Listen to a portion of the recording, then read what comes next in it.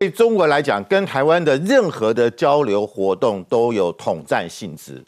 什么叫统战？统战是统一战线的简称，就是结合次要敌人打击主要敌人。那联左拉中打右，联合友好我的左派，拉拢中间分子打击右派，右派就是敌人。那对中国来讲，不管是宗教交流、文化交流、旅游交流、音乐交流，通通都是跟统战有关，而且是越是跟政治比较越是疏离一点的东西，它越有统战效果。现在太多的东西都被抖出来了啊，而且有发觉里面破绽连连，包含说柯文哲说